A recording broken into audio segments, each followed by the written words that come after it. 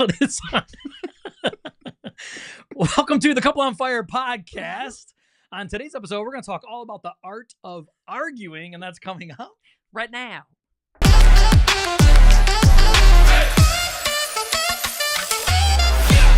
Yeah. What is up? What is up? What is up? Woo! Yeah, Christy hasn't seen it. She hasn't seen. If you're not on the video, you wouldn't know this if you're listening to audio, right? Anyway, so if you're not on the video, I put new name tag things that are on there called lower thirds, and they have little flames that come off the ends of them. I like it when he surprises me like that. Surprise, surprise. Surprise, surprise.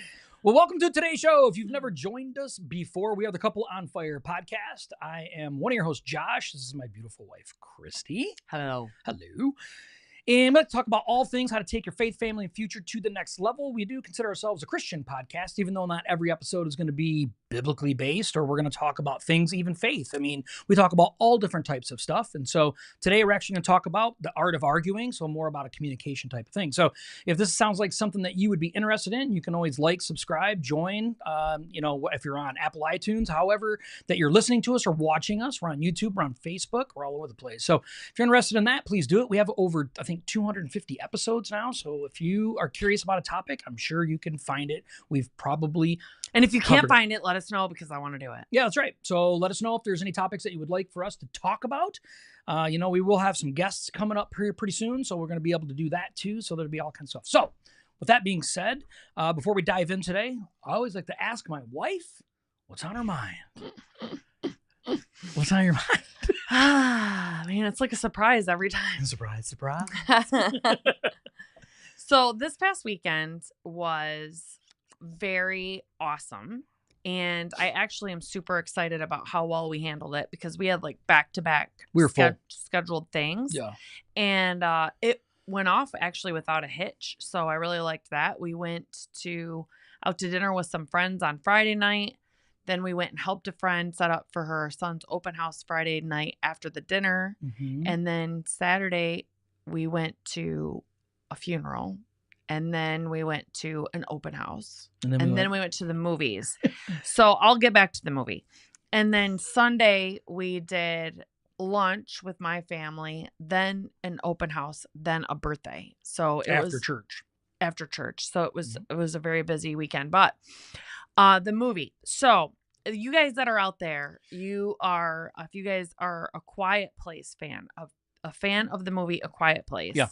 There's A Quiet Place Part 1. A Quiet Place Part 2, and I would highly recommend those movies. Those movies are very good. There is a third installment that just came out called A Quiet Place Day 1. Don't waste your money to go to the movie theater. Like, you can feel free to watch it at home. If you're anything like me, you will watch it regardless of what type of reviews it gets because you're a fan of the movie and there is, a fourth installment coming out in 2025 and you'll want to keep up with the franchise if you're like me. However, don't waste your money going to the movie theater. It is very slow. It doesn't offer really any answers to anything and it doesn't fill in any gaps of the movie so far. It's like a whole nother movie that just with the same aliens pretty much that comes in. So I just want to give you that heads up. I'm not going to ruin anything for you. If you still want to waste your money and go to the movies, I mean, by all means, you do you, boo-boo. Okay. But I'm just letting you know. Yeah, it was not good. We had really high hopes for the movie. Two of our sons went with us. Yeah. And both of them were even like, and Josh and I, we recognize are very tough critics on movies. We are. But both of them were even like, this was slow. Yeah. Like this was bad. This wasn't a great storyline either. Though. Yeah. So anyway, if you go to that movie, let us know what you thought. I mean, maybe you liked it. Maybe you thought it was a greatest movie ever in the history of movies. Our daughter usually tells us there's movies that are really, really good, and then we go watch them and we're like, nah. So there is people that have different, and there's people that have different flavors in movies than what we do. So, and we are pretty hard on that. So I don't go on to IMDb that often and rate movies. If I find one that is, unbelievably good, like The Wit. Oh no. I thought you were going to say bad. No, Maverick, the movie Maverick, yes. Top Gun Maverick movie. I went on and rated that one.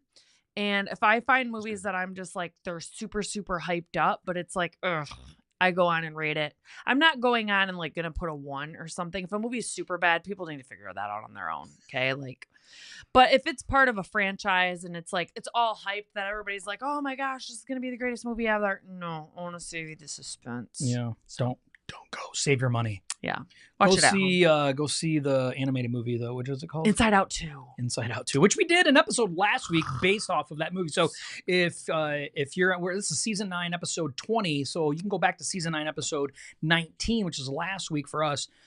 We did an episode about that. It was pretty cool. So I'm not going to spoil it. So you have to go back. Let's do it. So this one is about the art of arguing, right? So let's be honest. In every relationship, whether that's marriage, whether that's dating, whether that's children, kids, relationships at work, no matter what it is, there is an art of arguing. We're going to argue. We are going to get in disagreements. That's natural. And if you're not getting in arguments and you're not getting in disagreements, that means there's some major amounts of avoidance that's going on. And I can tell you what, that's going to explode one day. Put it under the rug. Yeah, sweep it under the rug, right? And so that's gonna explode one day. So there is an art of arguing, and we like to kind of call this kind of rules of engagement when it comes to the art of arguing. So we have 4 points that we want to, kind of quickly talk about today. So are you ready to jump in? Let's dive. Let's dive head first. Chunky dunk. Here we go.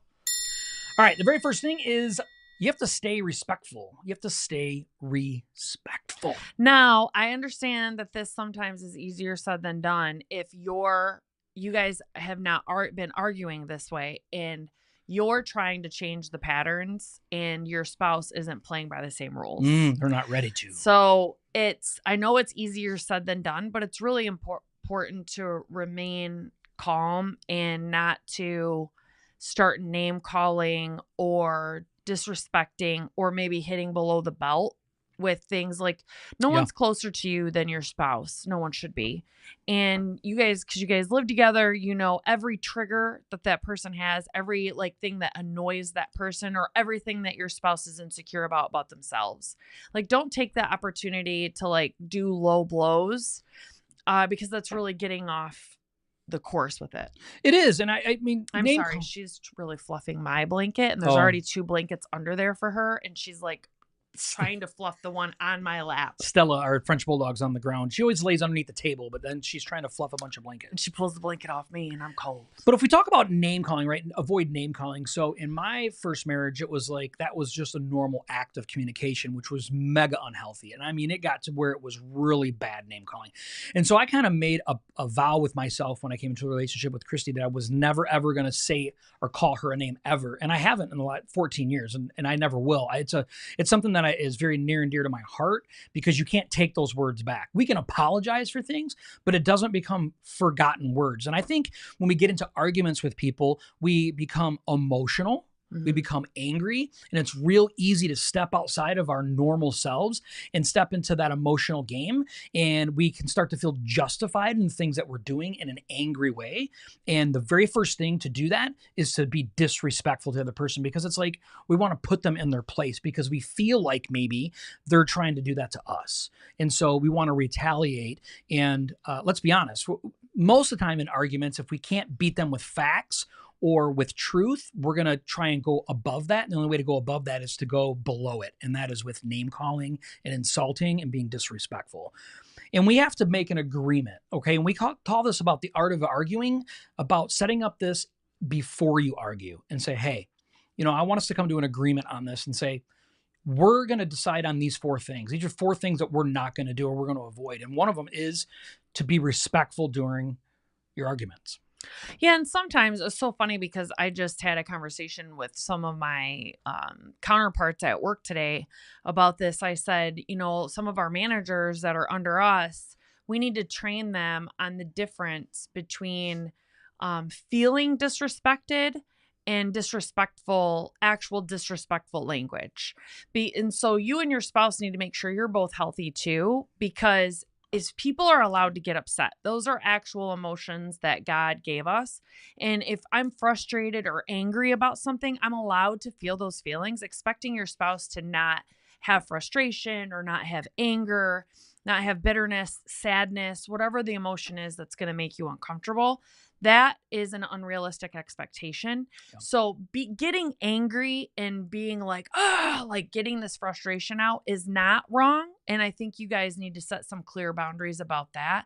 It's in that frustration or in that anger, if you start name calling or doing low blows and think that is not handling it correctly. Yeah. I think a good equalizer when we're talking about respect and making sure is just acknowledging how the other person feels in the moment. Maybe you see your spouse getting ready to go completely bananas, right? And they're getting super upset, and stopping them or allowing them to finish what they're doing and then saying, hey, I just want you to know, I see that you're really, really upset right now. And I've always told Christy, like, whether she is or isn't or should or shouldn't, it's not up to me to decide whether she has a right to be mad, right? She always has the right. We always have a right to feel the way that we want to feel. How we handle it is very, very up for discussion, right? Like, you can't, because you're feeling a specific way, you may be very, very angry. You're allowed to feel angry, but doesn't mean you're allowed to treat me or somebody else or each other, or I'm not allowed to treat her in a specific way because of the way that I feel. And so I think it's real good in a relationship to say, hey, I just want you to know, I'm acknowledging your feelings right now. I see that you're super mad, and you're allowed to be mad. Okay. You're still allowed to be mad. And I think that's a healthy thing to keep things respectful. Yeah. And I think too, to recognize when we did our marriage study, Love Talk at church, a powerful thing for me that came out was the acronym TALQ, TALQ. Yeah. And it's like, is time important to the person? So are you wanting to argue in the middle of your wife cleaning up after dinner, doing the dishes, all of these things, and it's not like a good time for her? Or is your husband out there working on the car or something like that, and you're going out and they may be already banging their hands against the car or whatever, trying to get this done, and you want to argue at that? The time of it is important, Yeah. And then the A was accountability. So it's important in some people's talk or fighting lingo. It's important for both people to accept equal accountability for it. Loyalty was one of them. So sometimes loyalty is the most important to your spouse. So every time you guys get in an argument, your spouse may feel like, oh my gosh, they're probably going to leave me. Or some people feel that way. So starting out the argument with like, hey, I'm not going anywhere. Okay. I'm mad at you right now. I'm frustrated, but I'm with you. Like, this is it. That could start it off. And then the other one was quality. Like, is there time to take for a deep delve into it? Sometimes like Josh could come right to me and be like, I'm mad about boom, boom, boom, boom, boom, boom. And then he's like, okay, we got 10 minutes because we got to run out the door or something. And it's like, okay, that's not a good response for me because I need quality time to work through all of these different emotions that year. So I thought that was a powerful one. It is powerful. All right. So moving on. All right. Let's move on here. We have number 2. Oh, I'm sorry. Do you use a safe word before you decide to go into arguing? I liked talking about this one. Let's go. So on Meet the Fockers, their safe word was muskrat. Yeah. And maybe muskrat's your word. We don't know. Or you could use it. Muskrat. Explain it though. Explain it. So I just think that if the things start getting heated or maybe it's not the appropriate time, there's a safe word. And I think the safe word could be used not just when you're arguing with each other and you start feeling like attacked and it's like, okay, I have to say this like bye-bye or something and you need to table it. Sometimes some spouses are comfortable if you are trying to give them a look and you're at a family event and you're trying to give them a look like muskrat. Don't talk to me about it right now. Like, I don't want to. Yeah. Sometimes you guys need to recognize that because sometimes the other spouse will be like, what? Like in front of everybody. And then everybody's whoosh, like looking. I just think that causes your spouse to be embarrassed. Agreed. Shock. Like, and it causes a break in trust. Mm-hmm. Like you aren't on my team at this time. You're actually calling me to the carpet in front of everybody when I'm trying to give you the signal. Like, please don't do this right now. Like, I'm not ready to talk about it. So I think a safe word would be like mistletoe on Four Christmases. Yeah. Mistletoe. But good to use when we're in arguments, right? So if we're in an argument, let's say that, Chrissy just came home from work and she doesn't know that maybe something happened that day to me that she doesn't know about. That's good. There's something that maybe she's been cooking on all day because she's had a lot of meetings and she hasn't had a chance to talk to me or text me about it. So she'll walk in the door and all of a sudden she's like ready to just start talking about it, right? And I could be just like, mistletoe. Okay. Yeah. And she'll know, like, okay, all right. So we're already predetermined and agreed that we're going to pause this discussion on whatever it is without asking any questions, right? And we'll actually get back later to our fourth point about how to bring this all back around. But that way it allows for each of you to be in the right headspace to discuss things that need to be discussed without it becoming a fight, right? We all talk about in marriages, arguments are good and healthy, right? But fights are bad. And fights are usually because two people or one of the two people are not in the right space at the time to get in the discussion about that thing. And if that's the case, the last thing you need to do is drag that out, right? You don't need to drag it out and make it worse. So because then it goes longer than it needs to a lot of times. So you make a decision on whatever's going to be your safe word that you guys want to use, predetermine that. And then when things get into that, and you feel like it's time and you need to use that, then you guys have to respect that the person wants to do that. Mm-hmm. Okay. And then we'll talk about on number 4, how to swing back on that. Yeah, we should have flipped these. We can flip them now if you want. Yeah. Okay. We'll go right into number 4 then and make it number 3. And that's called table and return. Table and return. Yeah. So the safe word would be that you guys are, without having to get this long mistletoe, right? This long drawn out discussion, that mistletoe means we're going to put a pin in it or we're going to table it. And we have 24 hours to come back around and revisit it. And it gives us time to cool off. And the thing about it is you have to respect it if you're on the receiving end of it. So I may walk in the door and be ready to address it. Like, I've got my thoughts. I've made notes in my phone. I'm ready to address this. And I walk in and I'm like, I'm raring to go, but he's not prepared. I'm prepared. He has no idea that I've been stewing on this all day, building up my case. Like, I'm ready to go to court, got all my objections, everything ready.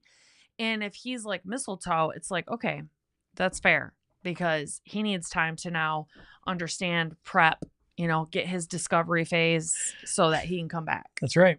But it has to be agreed upon. So we call table and return, because whoever chooses to table it has to be the one that initiates the return. Because let's be honest, there's always going to be one partner in this situation that's going to always want to table it. And it's going to be the person that doesn't want to deal with whatever that is that's going on most of the time, right? And so there's they're going to be like, oh, I want to table, mistletoe each time. And then it just never gets brought up. Or the person, let's just say I'm the one that's tabling it and I don't want to go back and recover it. Now, Christy feels like she has to reapproach me, even though I'm the one that stopped it again. And that becomes a whole different level of contention. So we have to say, these are some rules around table and return. Within 24 hours or 48, whatever you guys decide on, this has to be re-talked about, right? Or re-brought up, and the person that tabled it has to return and say, hey, I'm ready to discuss this now. Ready or not, we have to do it, right? It has to be that way. Yeah. And let's just be honest too. We bring a lot of baggage into our marriages. So if we are not used to our families dealing with anything and everything is brushed under the rug or avoided, we may be uncomfortable even reapproaching something. We're perfectly comfortable avoiding, mistletoe, get it. Right. You guys can use that same word to let your spouse know, I'm ready, but I'm unsure, or I'm still kind of uneasy to reapproach this again, because I don't like to fight. I don't like confrontation. So I could come and just be like, mistletoe, and then let them know, okay, I'm ready, but I'm just not at ease with bringing this back up. Yeah. Because I might feel like I'm going to put you on the defense to be like, what if my tone comes across wrong? Yeah. I'm like, okay, let's revisit this thing that we were talking about yesterday. Yeah. So just using that same word could be an idea to do. Yeah. To soften it, to bring it back together. Yeah. All right. And then for the final thing. Oh, and tabling it could mean, sorry. Don't ignore what's on the screen. Yes. Table it could mean that you can come back more prepared to listen and ask your partner, to realign and ask more open-ended questions of what are we looking for to achieve out of this argument. So you guys remember to keep the goal in mind and not the journey of the argument or the debate. Yeah, I agree. Our final point is avoiding blame, right? Yes. Avoiding blame. This whole pointing fingers, because I think that gets to be real easy. It does. It's actually really empowering though. Once you learn how to use I statements, it's actually very empowering because it makes you actually own your feelings too. So instead of me looking and being like, you hurt my feelings so bad, or you make me so mad, I have to own the feelings. And it does change your perspective on it. If I approach them and say, I feel so upset right now, and these are the reasons why, it makes you own that feeling. It makes you name the things that are making you upset. And then you can say, you know, I feel like you aren't respecting how I feel in this type of thing. And I don't know, it's so empowering to once you learn the power of that. I agree. And I think when we stick to talking about our own experiences and our own needs, we take away the whole attack mode thing, right? When we're like, no, I'm actually not talking about you. I'm talking about me. Yeah. And when we do that, it doesn't go into this attack mode, because fights are attack, right? Discussions are not attack. Discussions are like, we're trying to equally seek a resolution to whatever it is that we're discussing right now. And that's why how we keep it into an argument or a discussion is we avoid the blame. So we're going to stay to, these are my needs, or this is my experience of the situation, right? Because let's be honest, Chris and I have talked about this so many times, even on our show, about how we've both experienced situations exactly the opposite. And even though there was one thing that happened, we both experienced it very differently. Yeah. And usually he's wrong. And that's right. Well, and I have to understand that. And it doesn't take finger pointing, as you can see. She just pointed it right at me, which is normal. And that's what our marriage is like. But you have to stick with understand that your experiences and your needs, it's harder to challenge someone on their own experience and their needs and tell them that they're wrong than it is about telling someone that I'm telling you what you're doing to me. Right? I'm not doing that. That's an easy thing. That's an easy stop of an argument right there. Like, well, you're telling me that I do that and I just don't do that. And since you're blaming me, I'm shutting down. Right? And so that right there completely removes coming to a solution at all. Yeah. And part of that too, part of owning it is, if your spouse is coming to you saying, my perception of this is blah, blah, blah, blah, blah, you can say, I can respect that and I can understand your perception is your reality. That's not my experience with it. So why don't we try to take turns sitting in each other's perception for a second? Like you just told me yours, I'm going to tell you mine so that we can try to come somewhere in the middle. Because just because that's your spouse's perception doesn't mean that your perception is wrong. And you both need to understand that because perception is reality to each person. So if that was his experience, that is his experience. He's allowed to have it that be his experience. He's allowed to feel the feelings from it, but you are too. You're allowed to feel your experience. You're allowed to have your perception about it. Yeah. It's respecting each other's experience and then coming together and talking about it. And let's talk about the art of arguing, right? The idea of an argument or a disagreement or even a discussion within our relationship is that we're trying to not win, right? If I win, that means she has to lose. And if she loses, we both lose, right? And let's just be honest, like that's the truth. And so the idea is not to that. The idea is to get to a resolution to something. Yes. To come to some type of understanding. Maybe not even an agreement. Sometimes agreements just don't happen, and that's okay. But maybe you can come to an understanding. And if you can come to an understanding, avoiding trying to hurt each other, point fingers at each other, fight with each other, if you can stop and prevent all these things by using some of these concepts, there's an art of arguing that could help prevent a lot of these things from happening. Instead of, like you said, I like what you said earlier about maybe instead of being in a position where you feel like things are just unsafe. Like, I don't feel safe where I can, and I don't mean safe necessarily. Maybe it is true for you and I hope not, but I don't mean like a physical safety, right? I mean like an emotional safety where you're like, I don't feel like I can express myself because every time I do, you just want to attack what I'm saying, right? And we have to get to a place where we're like, look, that's not the goal here, right? I want you to feel and understand what I feel and how I feel it without you thinking that I'm pointing my finger at you all the time. And I think that's super important. Super important. Hey, Jason. He's like, hey, Josh and Christy. All right, so we want to thank you guys so much for being here. Do you have anything else? No. All right. So the art of arguing. Oh, have a happy 4th. Yeah, depending on when you listen to this or watch this. Happy 4th of July, depending on whenever that is for you 4th of July is in a couple days. That's right. It's like the 4th of July. All right, thank you guys so much for being here. We're here every single Tuesday, 7 p.m. Eastern live. We'll see you guys next week. Bye.